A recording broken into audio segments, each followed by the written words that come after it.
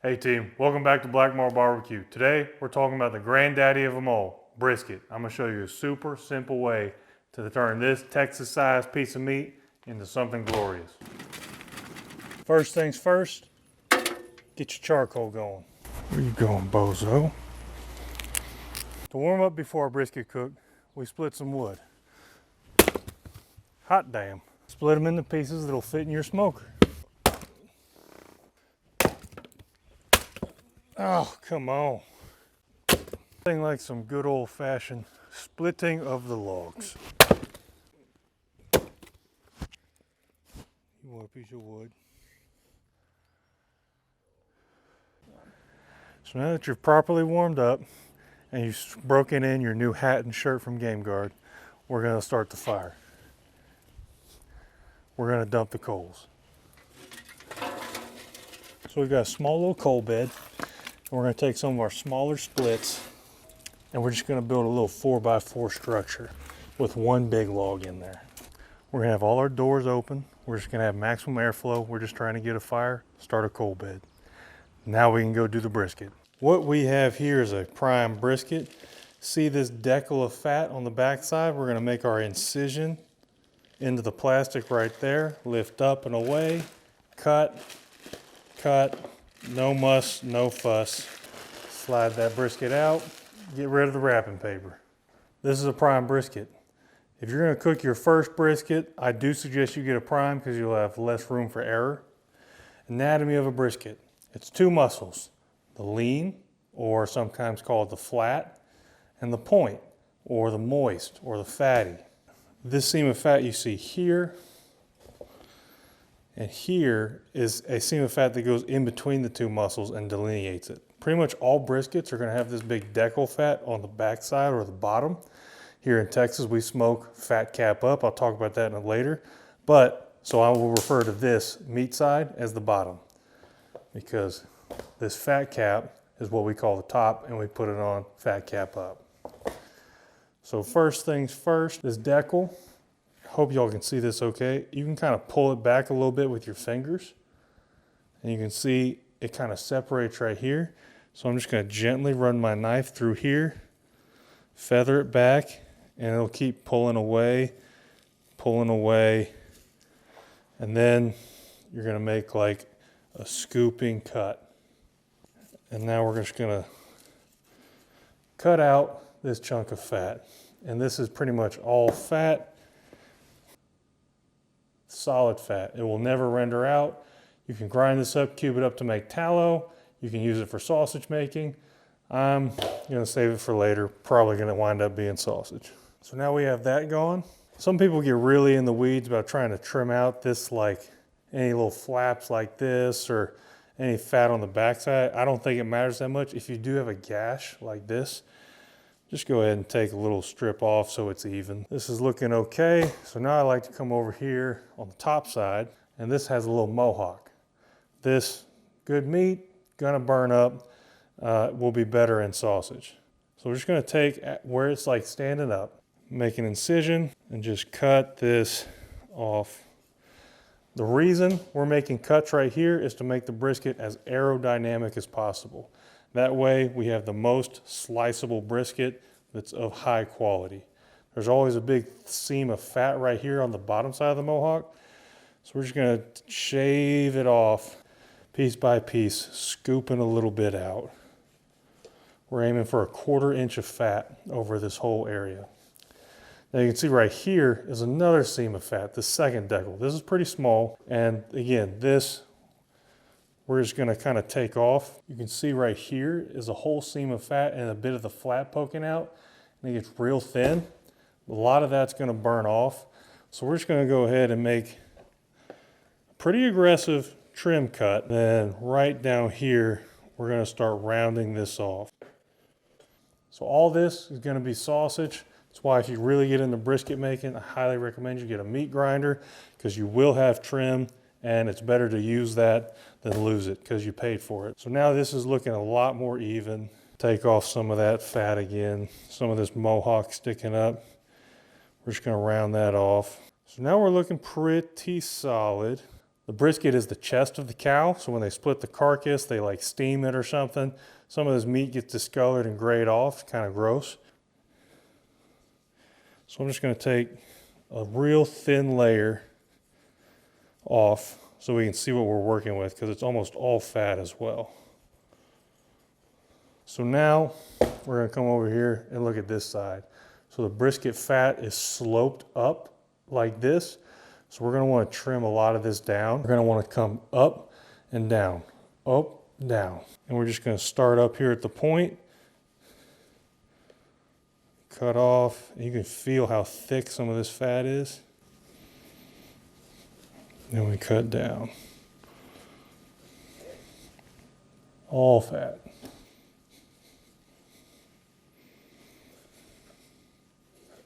There, now we're starting to get a piece of meat showing through there on the edge. That's kind of where we want to live. Same thing right here. I will say it's important to have some kind of boning or fillet type knife, something with a little flexibility. Makes this job a lot easier. There we go. Now we're kind of shaping this bad boy up. So now we get real wide down here. We'll go ahead and take some of this off. Normally I would go from this angle, but I want y'all to see, so I'm gonna come, let me try and do it left hand. And don't recommend trying this at home. This is for the camera. So now we're gonna round off this end. Now you can kind of see how thick that fat is right here. But be careful, if you cut in real deep right here, you'll get a shiner where the meat's poking through, because this is that hump of fat. So it's real thick and then it gets pretty thin. And you can kind of feel the difference of the fat while you're doing this. So just shave it off bit by bit. They go much faster in restaurants, but they got to do, 50, 60 of these. We're cooking one, so let's take our time. Another pro tip, I did pop this in the freezer while we were getting the fire going, because it's much easier to cut cold meat than warm meat. Now, last thing, we're gonna go ahead and round off some of this point. There we go. Let's go for a handheld close-up of this as our trimmed up brisket. Now you can get a better look. This is the point, the flat, the fat seam that separates them. We've got the whole brisket rounded off. Not going to worry about this kind of fat too much. It'll burn up, it'll melt off on the bottom of the pit. Got our nice shaped fat cap. Probably could trim this down a little bit. This is a smaller brisket because I want it to cook quicker, but looks pretty solid to me. Now that we're trimmed up, we're going to talk seasoning. It's all salt and pepper, baby. So we're going on with some kosher salt, very light sprinkle. Over the flat, on the top, on bottom. You can mix all the seasoning up. I like to season separately, so I have a real good idea of the exact amount I'm getting on the brisket. We're going with 16 mesh black pepper. 16 mesh, it's like the size of the pepper. So this is a pretty coarse pepper. We're gonna go relatively heavy, because that is what Central Texas barbecue is all about, that heavy pepper bark. Make sure you get some that's already ground. Fresh ground black pepper is gonna be really strong. Make sure we get our edges a little bit. Now here, before we flip it over, our third ingredient in the rub, Lowry seasoned salt. So this is still technically salt and pepper. A lot of places in Texas do this. We're just gonna go on really light. I like the flavor of it. I've done straight up salt and pepper. I've done this. I think they both really give you a good flavor. Always get your edges. Never forget them. That'd be a rookie mistake. And I don't coach rookies. We've already salted this side. We're gonna go with the black pepper over the top. Just eyeball it. No need for a slather. You can do mustard or hot sauce or oil if you want, but the brisket has plenty of moisture. All this seasoning is gonna stick to it, no problems. No questions asked. So now we're gonna hit it with the Lowry's. Just a light coat over the top. This is a much finer seasoning, so I like to go on with it last to know how much I'm putting on, and because it will help those bigger salt and pepper pieces stick to the brisket. So we went coarse salt, coarse pepper, and then a fine seasoning over the top, and it really helps everything stick. We're just gonna let this sit on the counter 10 minutes till our fire's ready. All right, sitting right at 225 on the smoker. Got the door cracked. Small fire rolling. We just added another small split. Time to put the brisket on. See that? No rub falls off, no slather. We just got it at the back half of the smoker. We want a nice slow smoke on this, 225. Not a bunch of air moving through there right now. Say a prayer and kiss that brisket goodnight.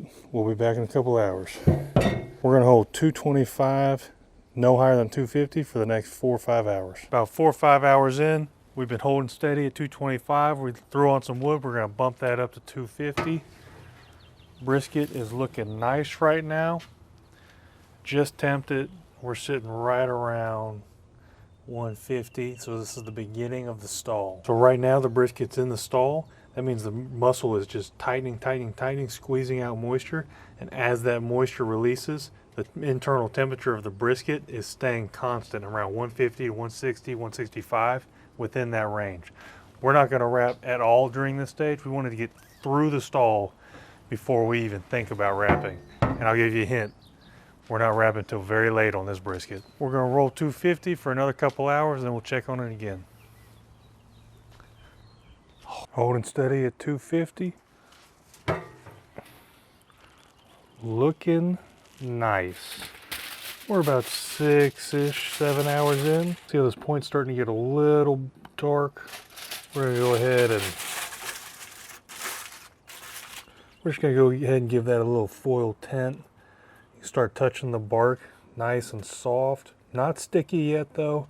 You can see the fat starting to get a little yellow.